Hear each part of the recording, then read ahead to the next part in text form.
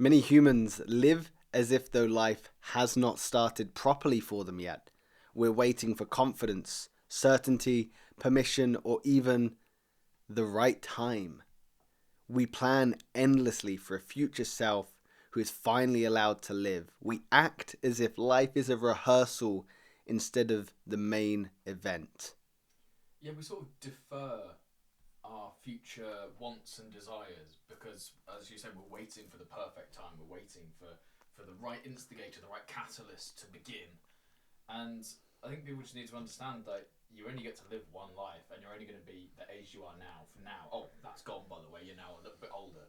You're now cracking on through life. And to be honest, the further through life you get, until you get to like your 70s, your responsibilities just increase. So if you're in your 30s right now, you're in your 40s right now, you need to think, well, over the next 10 years, it's only going to get worse in terms of my responsibilities. Like, I need to take action and start doing exactly what I want to be doing. What's my authentic version of life? I need to do that now. Yeah, we live our lives as if we're waiting for the real part to start. We tell ourselves, once we get this degree, once I reach this salary, then I'll begin. But we've asked AI what it thinks some of the most absurd things that humanity reaches or strives for or lives to, and acting as if life is a rehearsal instead of the performance is what it's giving us as the first jumping off point. This idea of a deferred life. People assuming life starts when. I'll give myself permission to live when. It terrifies me, this.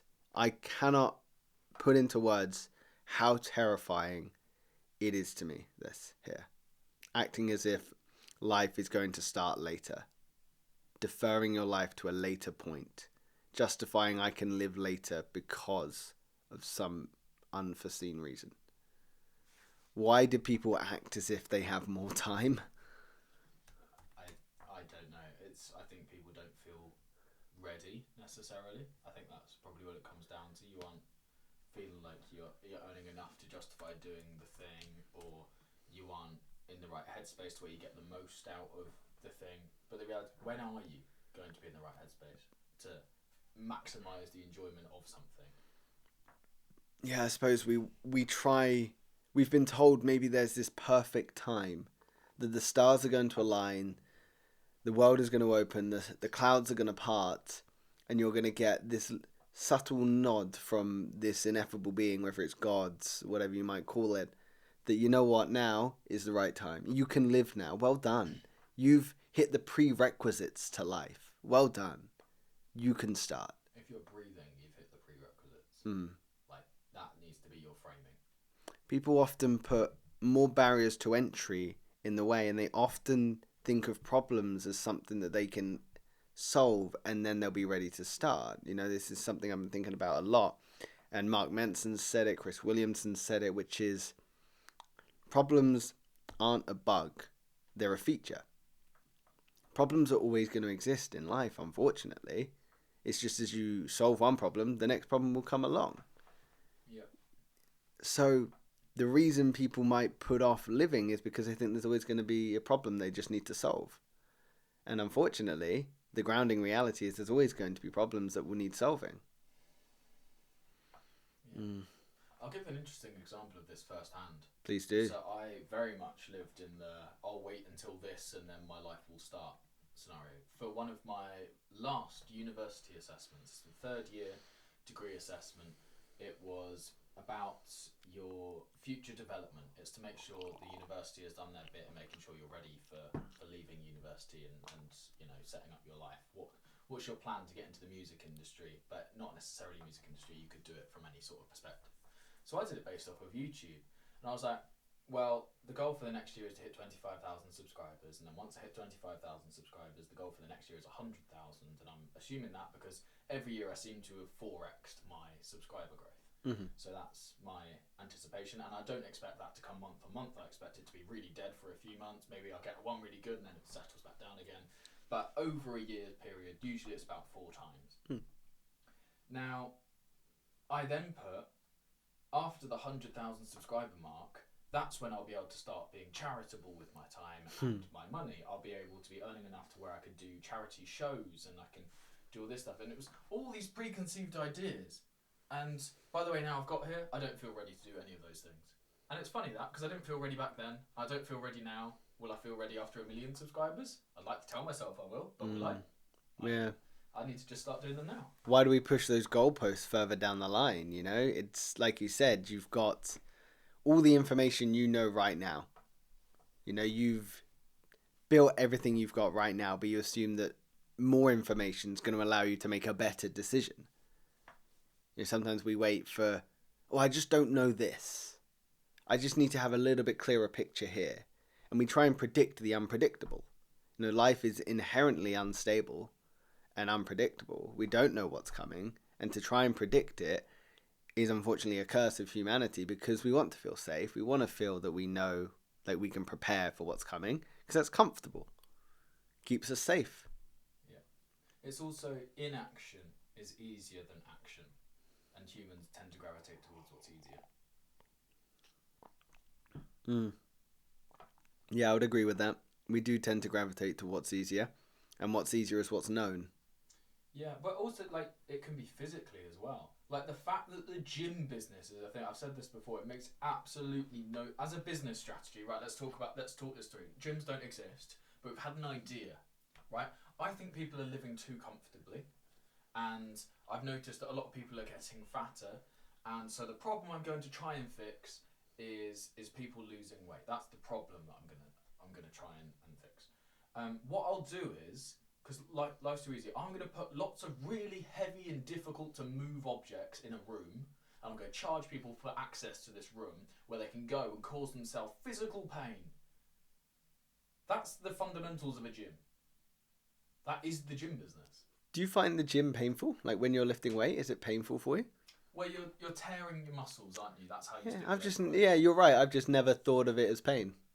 No, well, it's a different type of pain to maybe like torture, but it's when I really feel when I'm doing incline bench press with dumbbells, incline dumbbell press. I can really feel the stretch when I'm at the bottom. I can feel my muscles ripping apart, but not in a bad way. I can feel it in a good way. Jeff Nippard would be proud. There you go. And I always stress it. And whenever I finish a rep, I always do like something under half reps with that, because I can really milk the stretch on the way down as well. It's like doing a negative rep for the last one, and it's that. But I go there for that pain. And I say I go there like I'm so committed. It's like I've been doing it a week and I suddenly feel like I'm a gym enthusiast. But that, like, we've made life so comfortable and so easy that businesses like gyms can thrive. Yeah, you're very right. We have made life comfortable and we've made it easier to live in this sort of rehearsal mindset. What I think is interesting with this prompt is it does suggest that when we live as if life is a rehearsal, in rehearsals you can make mistakes. So it implies that if someone's living in a rehearsal, they feel comfortable with making mistakes. But when it's a performance, that's the real thing. I can't make mistakes. That's scary to step out and make a mistake. If I step out on stage during the performance in front of people and I make a mistake, people are going to see it. I would actually say I disagree with the statement. I think people live as if they're in a performance and should be aiming to live life as if they're in rehearsal. I know exactly the way you're going to take it because of how I phrased it. It suggests that people make mistakes within rehearsals, so you should be living a life full of mistakes because it means you're trying. It means you're growing, you're failing fast. 100% understand that mindset, yes, and let's put a pin in it and come back to it. But what I mean is, when it's in a rehearsal, it means you can make mistakes, it's easy, there's no pressure, there's no external pressures. So if I don't step out of that rehearsal, I'm fine, I'm safe, I'm comfortable, I'm easy. Yeah. Whereas when I step out onto stage and I make a mistake, I fluff my lines, I go to the wrong cue, I exit stage right instead of stage left, people see that. So if I don't ever step out on stage, well then I can't ever make a mistake. But yes, you are right. I completely get the mindset of we should treat it, if we could try and reframe it as the rehearsals where we want to be, because it means we're making mistakes. We're trying things. Yeah, and it's light-hearted. If you feel like you're too scared to make a mistake, that would be more equated to the performance. And you need to have the attitude towards things as if, like, I can make a mistake right now, and it'll be fun if I do. Like I can make a business decision, it go wrong, and well, that's the end. No, I'm gonna keep trying. Yeah, there's similar people that agree with you. So William Dyer and William Dyer, Charles Chaplin argue that because time is infinite, the curtain is up already. Sorry, it's finite. Because time is finite, the curtain is up already. Treating life as a rehearsal can lead to procrastination instead of a lack of seriousness. So yeah, there's absolutely devil's advocate to be played on both sides here, in the sense that if you are treating your life like a rehearsal, you're probably going to procrastinate and not take anything that seriously. Stop acting as if your life is a rehearsal. Live this day as if it was your last. That kind of mindset. The power of now, I think that quote's from. Mm. But I suppose what it's suggesting, or what AI has prompted us to talk about, is the idea that if we defer a life, we act as if something is going to happen that gives us permission to live. Whether that's, I will get my dream job when. I will go on holiday when I earn enough money. I will go traveling at this date. Rather than just listening to what your body's trying to tell you, sometimes we just wait for the perfect fantasy to come true. And it might. Mm. Like, I don't want to completely say that fantasies don't come true, because they absolutely do. But waiting for it as like a hope. I've always said to my dad, hope isn't a strategy. Hope isn't a business strategy. If you were to go to a bank and your business plan just had one word written on it and it was hope, like, you'd never receive any money from anyone. Like, here's why you should have this product. This is making a sale. Like, this product can fix all of these things, but the fundamental reason why I think you should buy it is I have hope that you will. You're not converting anyone. It'd be a bold sales tactic. It would be. I might try it. It'd be good fun. I have hope you'll partner with me. I mean, there might be something like fun and cheerful about that, but that's away from the actual fundamental reason. Like, that would be a strategy then, to try and use their emotions. Like, getting them on side because they want to support you. Different tactic, yeah, absolutely. But we should do one on sales. We completely gloss over in all of these podcasts that you are like a really good salesman. It's ironic. People don't see it, do they? Yeah. I can sell anything, just not me, because I don't want to tell people how they should date me, because that's scary. But yeah. I think you are like that. Just that is your sale.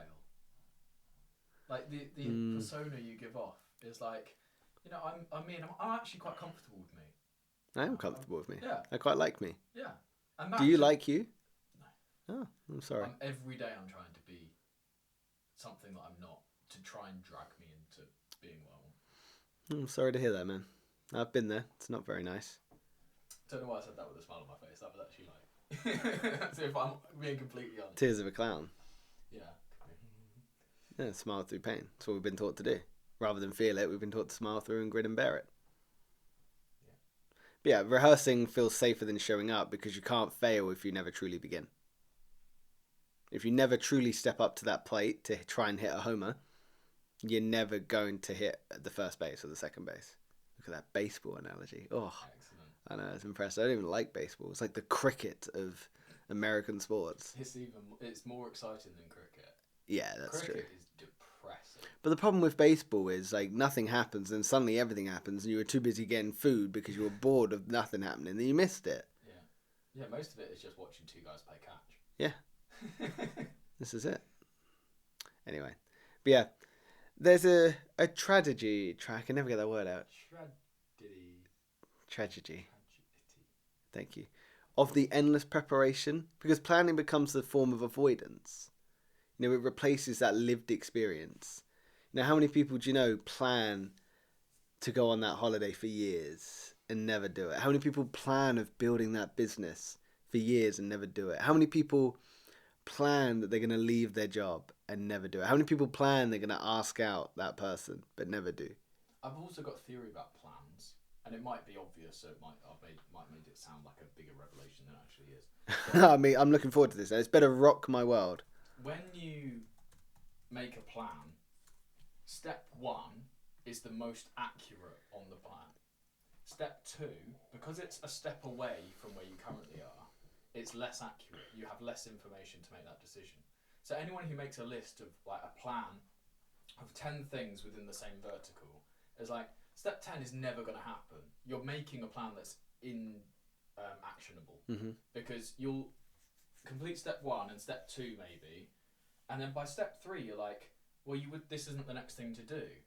Like, there's all these other and then so you have to go on these, like, this is step 3A, step 3B, step 3C, and then eventually you get, oh, well, now it would be time for part 4, but actually this is a better way because I have a wider understanding now. So I think if you make a plan from square one, it's just, you're doomed to fail from the start, because you're setting yourself up with a roadmap that, with your best knowledge now, is still wrong. Yeah, okay. It's similar to, and you're going to love this, are you ready? Best laid plans of mice and men. You did GCSE English in English school or British schools. Best laid plans of mice and men. Do you know what that means? Even the most carefully laid plans can go wrong. I studied with mice and men in year 9. Yeah, me too. I can't remember what year I did, but that always stuck with me. Like, I can't believe it did, because I was shit at school.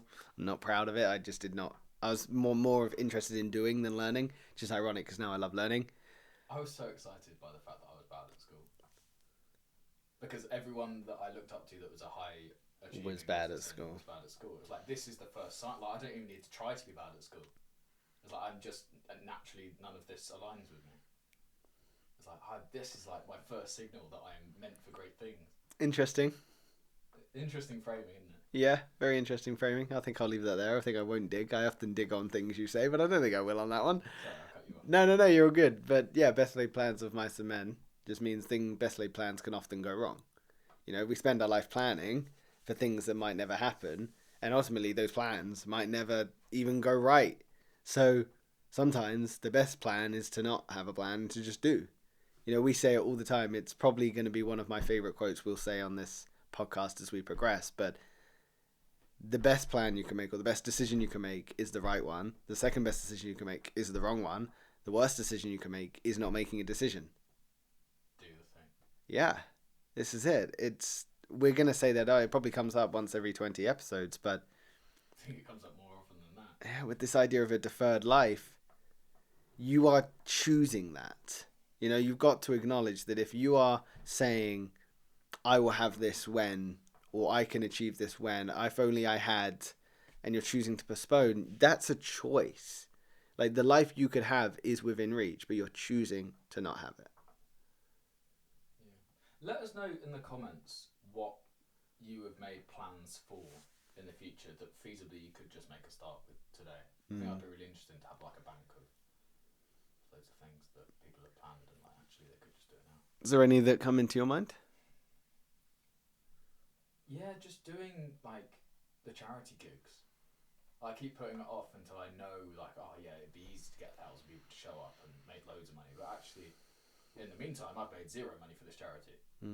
So maybe I should actually just try and do something. Yeah. Nice, man. I like that. My biggest one, which I think is the overarching for this year, was heading to Australia. I've never done it.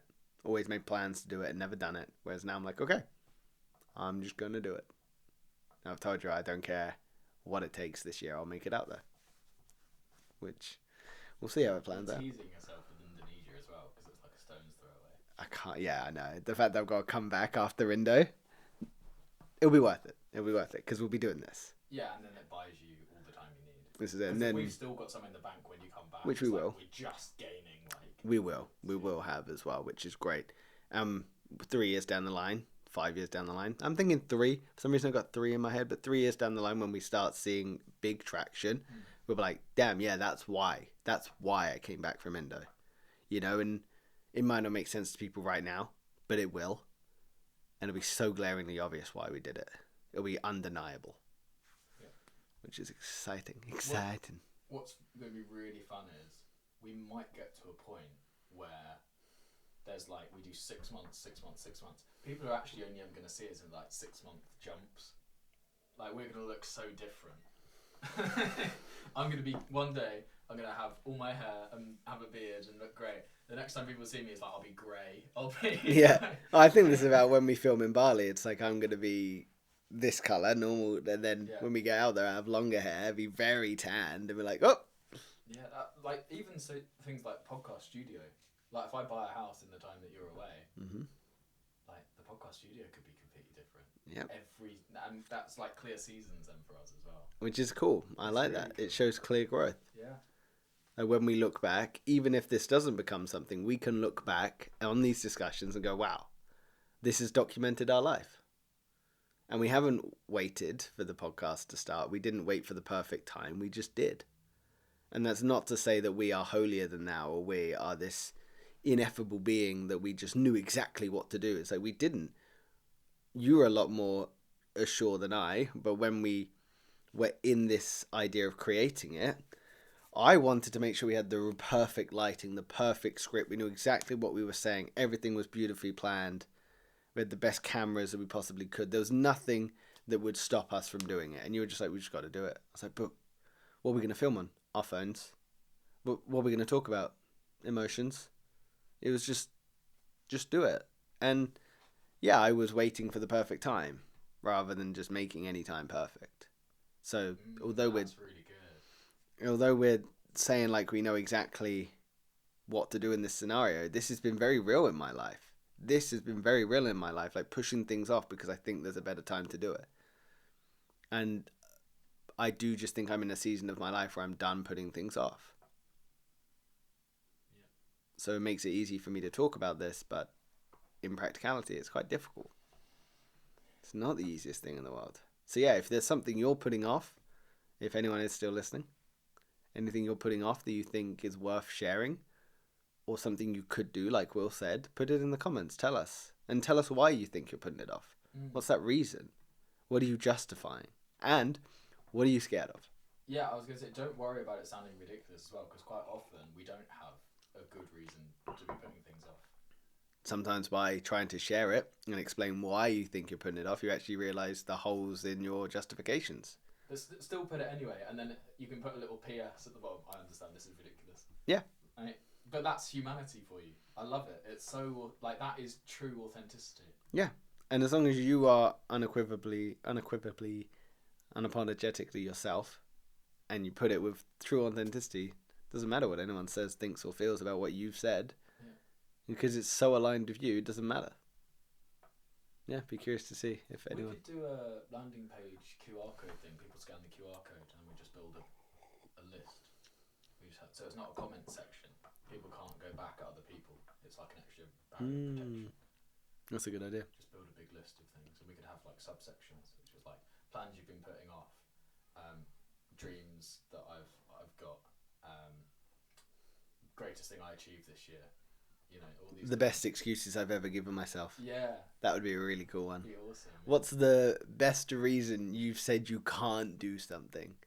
Whether it's to yourself or to someone else. What's the best reason you've ever given to someone that you can't do something? Because you start to realise what ridiculous bullshit answers you come up with. Yeah, it's always to do with me putting work in the way of hanging out with people. It's like, no, I've got to do 10 videos today. It's like, you've never got to do 10 videos today. Like, as long as you've got today's done and tomorrow's done, like, you're pretty good. Yeah, very true. And it's a shame that a lot of these excuses might come at the expense of social connection. You know, I know there's a lot of people it's the that... easiest thing to put off. It is, but it's the most important thing that we need. You know, we need social connection. We need to feel in one with our tribe and our community and the people we want to hang around with. Yeah, acting as if life is a rehearsal instead of a performance. How many people do you think are putting something off? Whether it's minor or major? Everyone. Yeah. Everyone's putting something off. Is it your diet goals? Is it having that cheeseburger late at night just because you've had a long day? Is it eating an extra tub of Ben and Jerry's? Is it a tough discussion with a loved one? Yeah. Drinking beer on an evening? Is it staying up late when you said that you've got an early morning tomorrow? Chances are the thing you're scared of on the other side of whatever it is you are justifying not doing is likely not that scary. Is likely nowhere near as bad as the fear you think you're feeling. Yeah, because you don't know. Like, you just don't know the extent of anything until you've done it. Like, until you've made a video a day for 100 days, you don't know what it's like to make a video a day for 100 days. You can come up with ideas, but it's all just guesses. Is it better to suffer in imagination than in reality? No. That's a question you need to ask yourself, because people will suffer in imagination rather than reality. Yeah, it's not. They'd rather imagine all the reasons that things could go wrong, like with asking someone out, something I definitely worry about. I suffer more in imagination than in reality of asking someone out. It's the same sort of mindset. You know, I tell myself all the reasons that things could go wrong, all the things they could say, all the emotions I could feel. All of that is worse than just the pain of having a difficult discussion. Yeah, it's so much easier to face life in reality. Just get into reality. Like, it was like the thing I said of lots of people live in dreamland, and if you go to reality and you fail, at least you're in the right universe. It's like so many people aren't even in this world. They're just thinking about what they've got they're seeing the world through a lens which has been filtered by their own fears. It's like, no, step out of that, be into the real world, expose yourself to all these potential fears that you may have seen, and realise, actually, I'm still me. Yeah. Crazy. It's another one that sounds easy. Yeah, this is it. We're making everything sound really easy, but hey, it is, so get over it. There's no dress rehearsal, only increasing familiarity with delay. Yeah.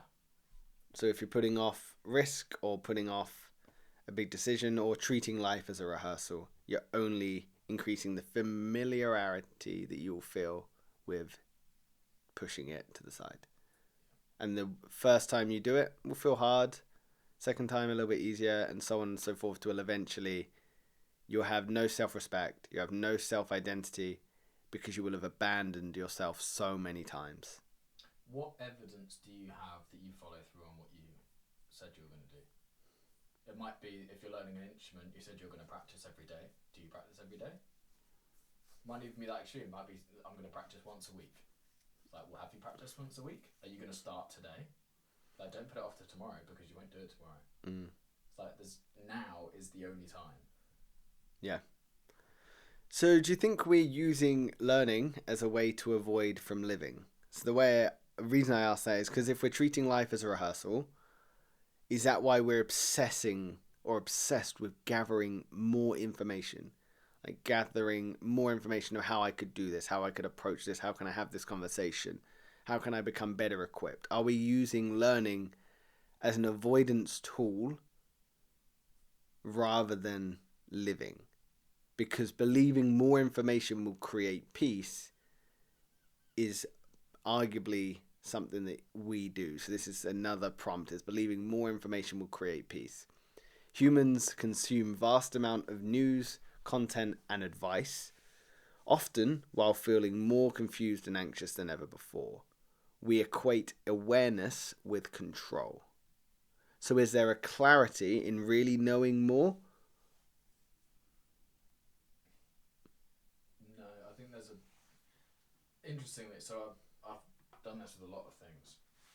I go down a rabbit hole, I learn a lot about a certain thing.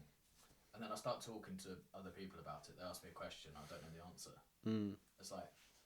And then at that point, the whole world shatters and you realise, actually, there's no way I can talk about this with the confidence I am. There's no way I can be the person I want to be in this field without having actually done it. Like, you just need, like, there's evidence, there's proof to yourself that you know what you're talking. Like with YouTube now, I talk with such confidence because I know I've done it. I'm not talking in hypotheticals. So the peace doesn't come from knowing everything on paper. Is that what you're suggesting?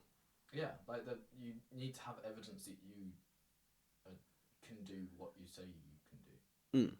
Yeah, so believing more information will create peace. We can use that information as like emotional control. So if we're seeking certainty to reduce anxiety, believing knowledge will protect them from the unpredictability. You know, if I learn more, if I understand something more, it will protect me from that like unpredictability, which will then in turn create peace. But it's the illusion of preparedness, isn't it? Knowing more doesn't always lead to clarity. it often leads to feeling overwhelmed. Well, also, whenever you're learning something without having done it, you're only ever getting to level 1. Well, yeah, because we confuse exposure with mastery. We think that if we've read something, suddenly I'm a master on it. Yeah. Learn swimming by watching a YouTube video. It's that obvious, though. It's like, but people put it in the context of business. They put it in the context of anything. Like it's the same difference. It's like, yes, you will understand fundamentally that to swim you've got to go like this and hold your breath when you go underwater and look up like this. Go and do it. You will sink. Like, it's the same with business. If you have loads of, like, you watch loads of Alex Hormozy, you watch loads of Dave Ramsey, you know, everything in theory. Until you actually start enacting the things that they're saying, you will sink. So insight without embodiment or action just accumulates as noise or unnecessary information. Wisdom requires digestion, not just intake. You need to put it into practice to be able to create that peace that you might be looking for, create that stability. Nice. Like, I can read all the self-help books. I can read all of the books on how to have a difficult discussion. I can have a read of all the books on how to prioritize my time. But unless I'm doing it, it's irrelevant. Do you know Alex Hormozy's rule for himself reading books? No. He realised there were loads of like self-help books out there. He used to read all of them. He was like, hang on a second, like, I'm reading all these books and like I haven't even finished enacting what was in chapter 1 of the first one. So he set himself a rule. Whenever I read a book now, I read it, and until I've accomplished in my real life everything in that chapter, I don't even move on to the next one. Sorry, I'm spraying out. You are. It makes sense, because you are right. You know, we consume self-help books and self-help podcasts on the regular. You know, it's so readily available, as it should be. It's awesome. Consume. But action. You know, it's the same. I do that when I listen to podcasts. I'll press pause because they've said something. I'm like, fuck, yeah, that's cool. But I want to digest it. I want to understand it. I want to think about it for myself, because I don't just want to go, yeah, that's cool. And then it's gone. The conversation's gone. I haven't thought about it. I haven't digested it, because I want to be able to not only absorb the information, I want to be able to understand my thoughts on it. You know, again, with this podcast, you might be listening to things we say and disagree with us, and that's fine. Or you might agree with us, that's also fine. But what's your thoughts on what we're saying? You know, stop the podcast, have a think, have a listen, digest the information. When you're reading your self-help books, read chapter 1 and go, okay, what was he saying? What was she saying? What point was Brené Brown making? Come up with your own ideas. Don't just champion other people's. But it's also interesting as well, as anxiety can increase with the awareness. So being informed without the agency to implement helps, it creates helplessness, because you're so then informed, but you've got no idea how to action it. So then you just become overwhelmed with that sense of knowledge without implementation. It's probably quite overwhelming to feel like, well, I've got all this information, I just don't know what to do with it. You know, is it better to have read one book and mastered the Atomic Habits, like page to page, you know exactly how to do it, than to have read every book on self-help and implemented nothing?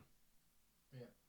I think whenever you're doing something with self-help or learning anything, you should already have the thing that you're going to apply it to in your mind. Like, when I'm reading Alex Hormozy's books, do I have the thing to apply those lessons to? Because quite often it comes from, I want to learn how to run a business, but the best way to run a business is to run a business. So now if I have the information to run a business, I've at least got like the offers. How do I make an offer? Well, I need to have something to sell, and that's what that book helps you figure out. So then once you've got the thing to sell, then you move on to the next bit. You do leads. Like, how do I tell people about the thing that I've got to sell? And then I can instantly apply it. And then I go to models and I understand how to monetize that most effectively. And then I can go, okay, well now I can apply it to my business and I've got the leads already. So I agree, but I also disagree. But I agree, everything you're making is perfectly valid, and I'm just going to offer a counter. I think there is something to be said about reading and absorbing information, just as long as you're not doing it to the point of self-decay almost, of absorbing too much to the point where nothing's getting through. I like the idea of being practical. You know, why are you reading this book? What do I want to gain out of it? You know, reading Atomic Habits because you want to get better at creating habits, awesome. With an outcome of how you can then implement it into your life, even better. But if you're reading it because you're interested, you have a general curiosity, and you want to maybe learn something new, that's cool too, you know? So I think both are true simultaneously, and one would be more profound than the other. Of course, yours would be more profound because you are applying that wisdom directly. There's going to be a direct cause and effect and direct correlation between the information you're absorbing and where you're using it. And don't be afraid to go back and reference books. If you've read a book and then you start doing it, it's okay to go back to the book and reread that bit if you don't fully understand, or you think you know how to apply it, but you just want to clarify your understanding. It's okay to go back. Yeah, it's so true. It's also your life is going to develop and change. You know, I read the Subtle Art Not Giving a Fuck in Costa Rica the first time I was there in 2019. Really awesome book, loved it. Took in a lot of the information that Mark had to say. I'm now rereading it in 2026, almost at 25, but 2026. The lessons that he's giving are exactly the same, but my knowledge and my depth of understanding is deeper, so I can better implement or take more from it. Don't be afraid to reread books, revisit lessons, because you are going to likely have changed and developed throughout life. It's a bit like if you watch a whole season of your favourite TV show, or just of a new TV show, and then you go and watch it 6 months later, you're not going to remember every line of every episode. Like, you're just not. You watch it again, and you remember, oh, I forgot about that. I forgot about that punchline of that joke, or I forgot about that element of the storyline. And it's the same thing. You've already watched it. There's nothing new.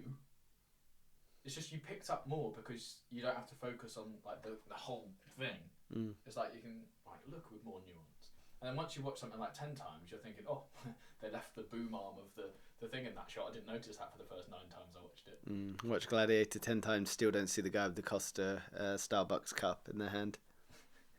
You seen that?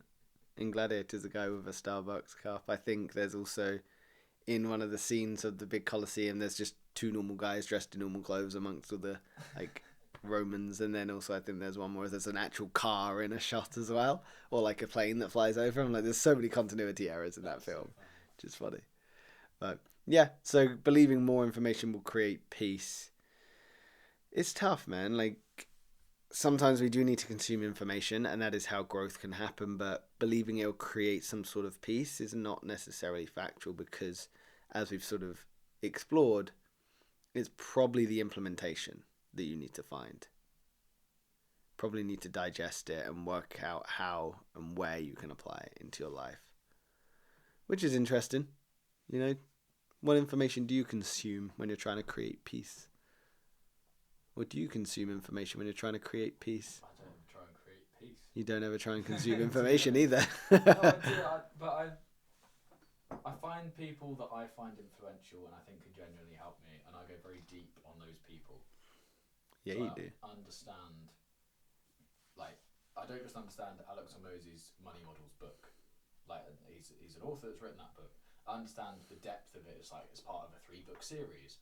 And where did he get the knowledge to write these books from? Well, he used to run a gym business. Oh, he wrote another book called Gym Launch, and that was based off his business called Gym Launch, which was teaching other gyms on how to make businesses. And actually fill up their gyms. But how did he get the knowledge to do that? Oh, well, he set up 6 gyms of his own by the time he was 26. And how did he do that? Well, he fell out with his dad when he had sort of a turbulent upbringing with his dad, disagreeing on a lot of things. He had the consultancy job. And I know his entire story because I've gone deep on that one person to fully understand the extent of the information. And when you understand where somebody else is coming from, I think you learn an awful lot more because you know the perspective of which it's been written. Okay. So the more you can understand someone, the better you can maybe understand the context. So there's nothing wrong with trying to explore information from some person, whether you like their information or not. It helps you gain a better understanding of how to implement maybe the knowledge they want to provide to you. Yeah. Nice, man. Me? Believing more information will create peace. I believe or rather I try and absorb as much information to try and settle scenarios around me to make me feel more comfortable, rather than sometimes trusting that what I have is enough.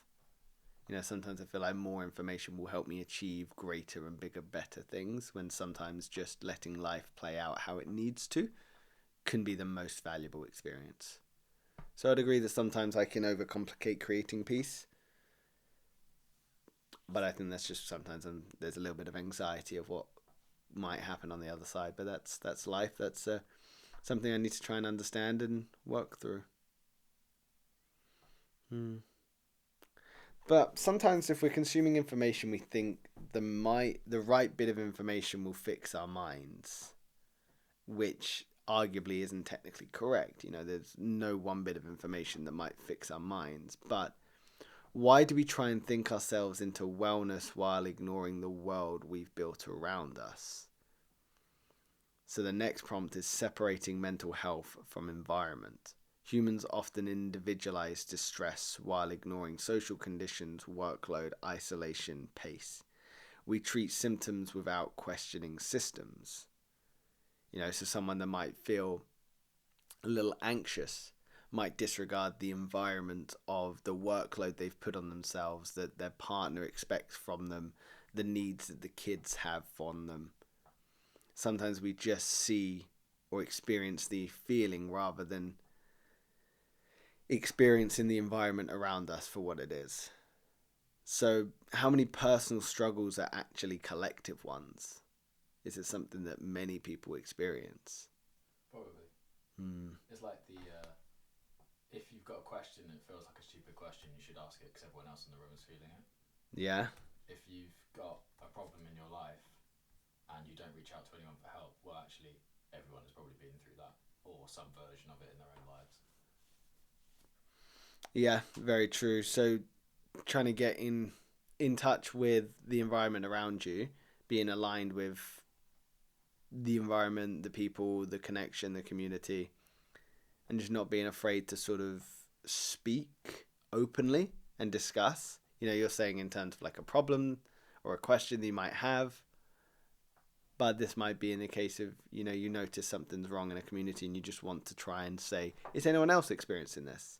How do you experience the pace of life or the news we're receiving? Are you guys feeling safe, scared?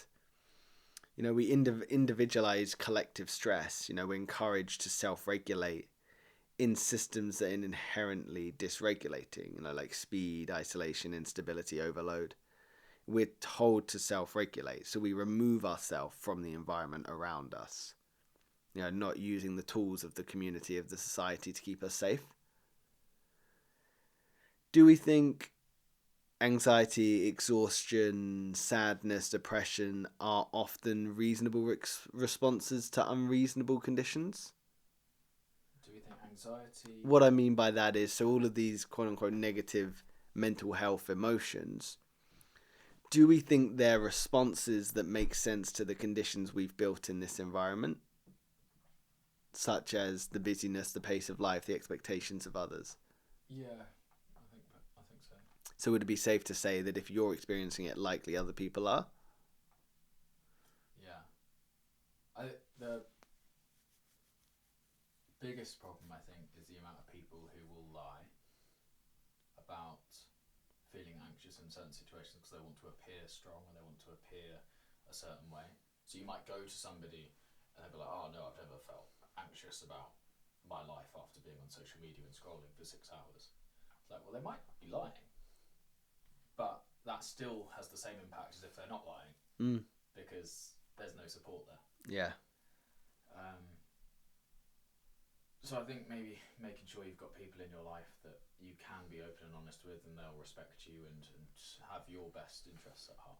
Yeah, it's also, if we're saying that these mental health conditions can thrive in the environment we've created, maybe healing can't thrive in that environment we've created. Maybe you need to change your environment ever so slightly to have a new perspective. Whether it is as small as going for a walk in nature might change your outlook on the day, or whether it's you can't handle the stress and the anxiety that you're getting from work while you're still currently employed or still currently residing in the office. It might be that removing yourself from the environment where those external stresses are might actually improve the internal connection to that feeling. So the environment in many ways shapes our identity. So where we place ourselves will shape how we're feeling, the emotions we're experiencing. But I suppose that shows how quickly humans adapt as well. We do adapt to our environment. Do you think what normally looks like a mental health issue, so sadness, anxiety, depression, is maybe just a nervous system doing its job? We've touched on this before, where anxiety is both the most and the least diagnosed mental health disorder there is. So do you think maybe these mental health issues that we try and medicate are actually just the nervous system telling you there's something wrong and it's actually kind of doing its job? Yeah, I think most things that we medicate to do with mental health can be fixed by just changing your day-to-day habits. Like, how many people have prescribed medication before being told to quit social media for 6 months? Nobody. But, has anyone even thought about prescribing this as a solution? No, because it's easier just to sell somebody a drug. It's easier to get the liposuction than it is to go to the gym. It's what can we patch up rather than what can we fundamentally fix. Can we fix the symptom rather than fixing the problem? Because most people are just happy with fixing the symptom. Yeah, I agree. That's exactly what I would have said, is we try and look at fixing the symptom rather than the problem. We slap a band-aid over the symptom and then we hope that we're going to get better. If your depression is caused by your relationship rather than fixing a relationship, we medicate ourselves, or we don't look at the environment we built or surrounding ourselves with, and we just keep ourselves trapped. Also, what's the psychology around being prescribed medicine, having to take a pill every day? What's that doing to your psychology? That's saying, I'm taking a pill because I'm ill. People only take medicine if there's something wrong with them. So what you're doing is you're reaffirming there's something wrong with you. The whole thing is in your head. Yeah, so true. But the brain's so powerful, isn't it? But it's mental. It's the more I think about it, the more I'm like, oh my god, doctors, what are you doing? Don't prescribe somebody something unless you're schizophrenic. Anxiety doesn't require medication. It requires a change of lifestyle. I agree. I'm with you, man. I'm 100% with you. Why would you? What? How is this a thing? You only just realised this. I've understood. I've been on that side of the fence. You don't need to prescribe people anything for anxiety, but I never really had thought through why that is. Genuinely, most medicines do, or most doctors try and fix the symptom rather than the problem. That's been whenever I go to the doctor, I'm like, okay, cool. Does this fix the symptom or the problem? Oh well, this will give you symptomatic relief. I'm like, cool. I don't need it then. I need to fix the problem. I'm not here to patch. I'm here to fix. Yeah, I think because people don't want to fix because they know it could mean a drastic change to their life, or a minor but a drastic. If you're talking about taking medication, but sometimes there's a lesser of two evils for people. They'd rather slap this is just going to make it less than actually solve the issue. Some people are not aware that there is actually another issue. They just think the problem itself, the symptom is the problem.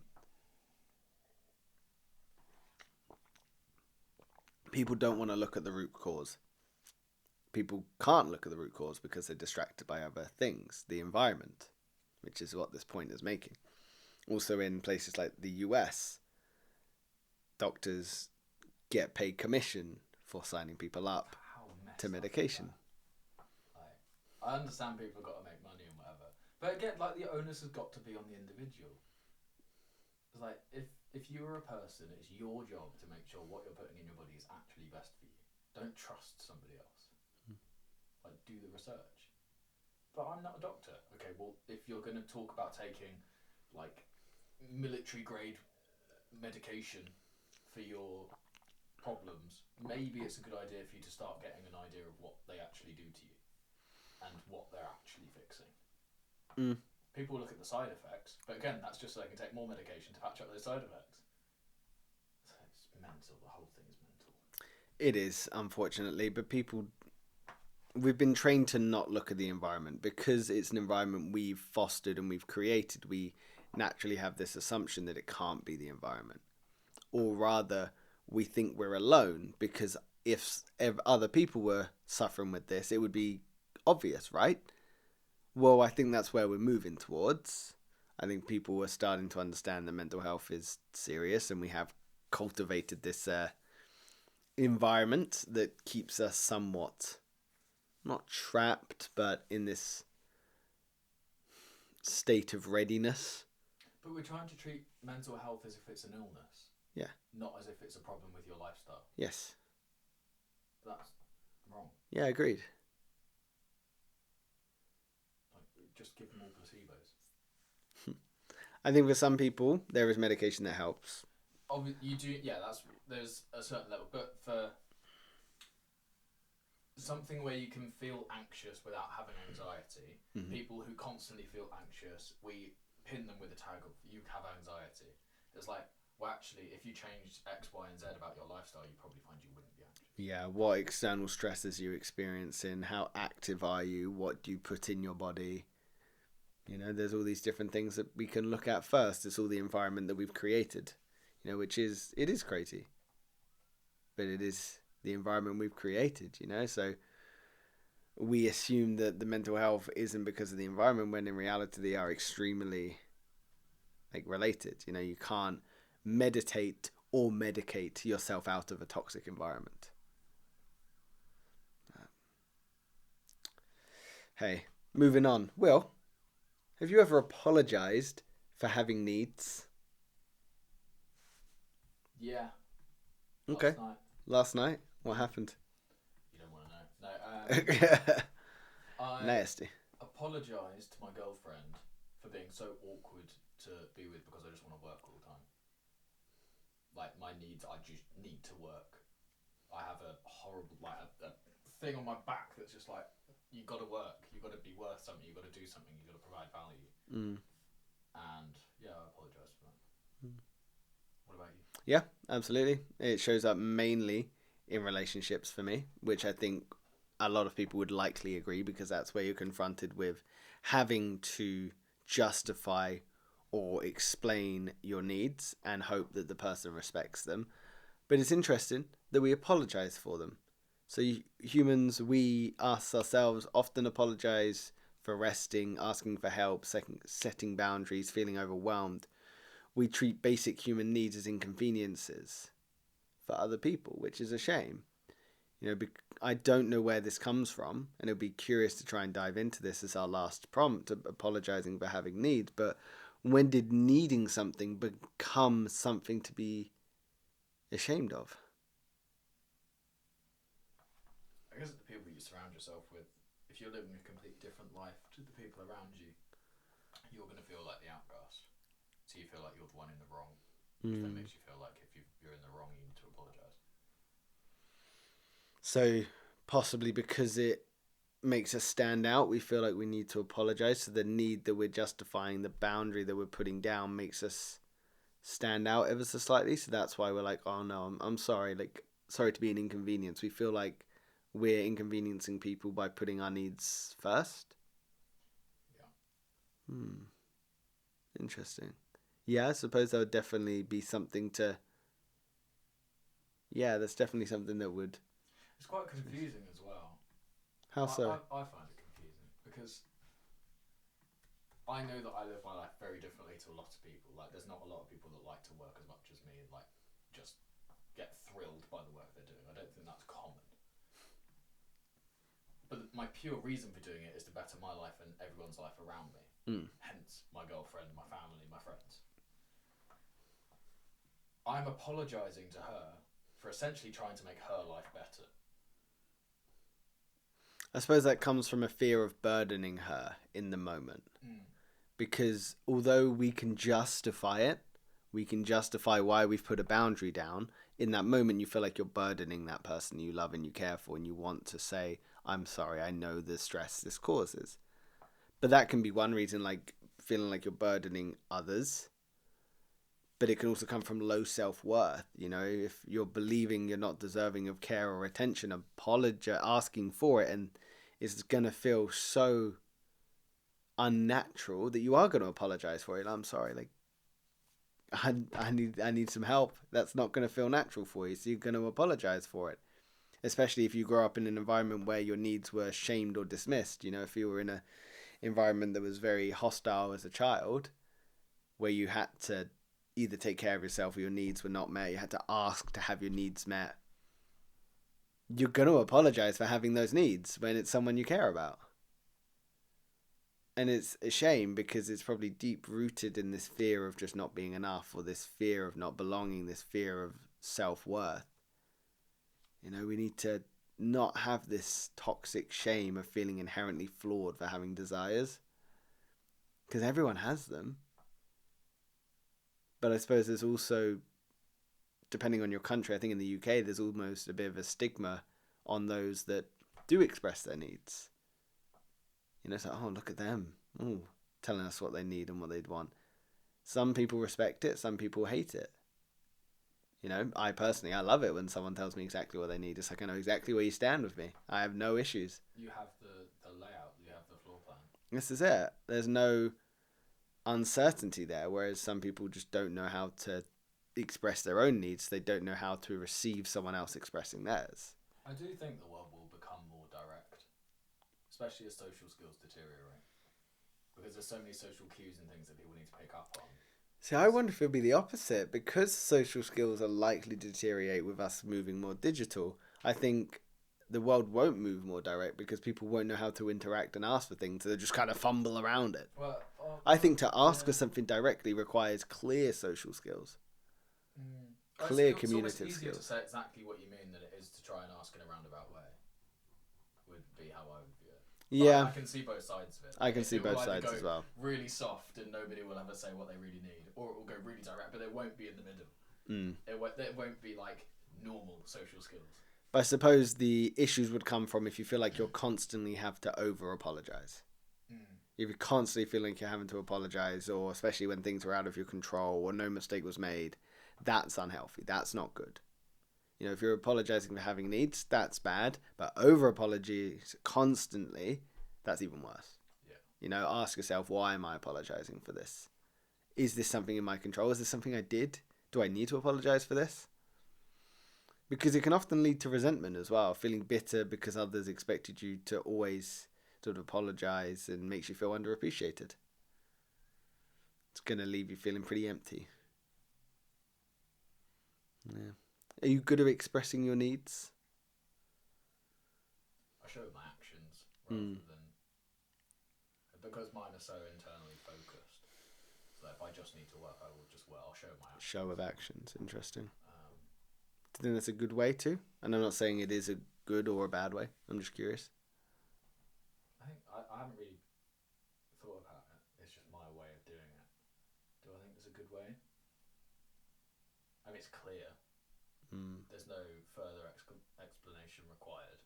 It's like, Will has sat in front of his laptop for 14 hours. Like, I guess he's doing what he wants to do. Yeah, nice. For me, how it showed up is I was never very good at having needs, or sorry, expressing my needs. So because I wasn't very good at expressing them, it would show up when people crossed a boundary that I'd never explained, and it would make me act in a very childish, immature way. And then I ended up having to apologize for that rather than just being open and honest about the boundary that I had, so that person then knew not to cross over it. So it was a lack of self-compassion and a lack of self-belief to be able to articulate those needs. There was a fear that if I did articulate those needs, people wouldn't respect them. Yeah, you've almost got to be like force-ish. Just got to be honest, haven't you? Yeah, but I think if you just like draw the line in the sand so deep that if somebody was to cross it, they wouldn't cross it. They'd just fall into the crack. You know, they'd fall out of your life.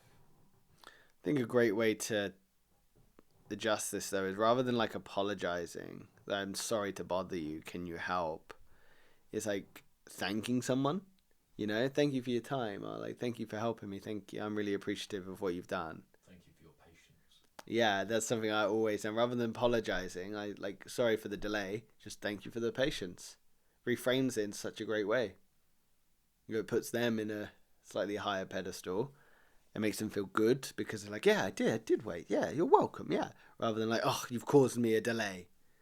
You know, it's interesting, isn't it? But yeah, apologizing for having needs is a big shift, and I think it probably takes a lot of deep rooted insecurities for a lot of different people as to why they apologize for expressing their needs and their boundaries. And again, I wonder how many people were able to express needs and boundaries as a child, or grew up in a household where they saw healthy boundaries put down, because there's unhealthy boundaries, there's healthy boundaries. And if that was never modeled for you, or rather no boundaries were modeled for you, how are you going to navigate that yourself? You're going to be learning on the fly, and that's terrifying. And then likely when you meet someone that has strong boundaries, that's going to be, one, really intimidating. Two, you're likely going to apologize a lot because you're not going to know yours. Do you think you have clear boundaries? Yeah. Yeah. Yeah, it's like the one thing I've got. Like, if I'm working, I'm working. Like, if you talk to me, ask me a question while I'm working, don't expect a response. Like, Soph's always asking me questions about stuff that is irrelevant, and I'm working, so I just ignore them. Like, so I'm in this. I might remember the question and answer it later. I might not, but I'm working. I'm in my zone. I also, if I get distracted and answer a question midway through something, it's not just right, I'm back straight back to it. It's like the 5 minutes it takes to then get back into the swing of what I actually do. What I like to do with people that have that sort of like affinity to work hard or lock in with something is, rather than being like, I need your attention right now, is asking them, when can I get 5 minutes of your time to ask some questions? Like giving them the power, the autonomy to go, yeah, I can give you that, just not right now. And then they go, come away going, yeah, okay, I can give you the 10 minutes you need now. And you go, great, thank you. Let's talk about it. And then it's done. Sometimes not scheduling, but being upfront is a great way to do it. Whereas if you're just like, what are you doing? Like, I'm working. So it doesn't meet very well. But yeah, having clear boundaries is really good. It's something I'm working on. That's why I asked you, is it's something I'm trying to get better at. I'm curious to see how it comes out when and if I get in a new relationship, because It's tough. it was difficult. It's brutal. Yeah. Like, I can't believe I get away with it half the time. No, me neither. Like, but it's. Do I want to be? What's more important, authenticity to me, or how I make somebody else feel? Authenticity to me has got to be first, right? Got to be. It's like, will I be happier if I just continue living my life the way I like living it? Yes, therefore that's what I'll do. Okay. Nice, man. What's been your favourite talking point, if you can remember them? Because we have gone through a lot today, man. We've gone through acting as if life is a rehearsal instead of performance, the deferred life, believing more information will create peace, separating mental health from environment, and apologizing for having needs. It's been deep, it's been hard, it's been thought provoking, and we've even encouraged I was going to say clients, the guests, the customers, the consumers to get involved. I've enjoyed it. Yeah. The performing versus rehearsal is a good frame, I think. I like that. Because you can ask yourself, am I performing right now or am I rehearsing? Yeah. I've really enjoyed that discussion as well. I think all of them were good. I'd like the apologising for having needs. I know we could have probably expanded on that a lot more than we did, but unfortunately we are out of time. Speaking of which, whoopah! What's your word? Faceless. Nice. Do you have sweaty hands? No. Squelch. Oh, 2 down. What time is it? 1:15. So you can export these and jump straight into another. Just do a catch-up one. How are you feeling energy-wise? The same as I was feeling for the first one.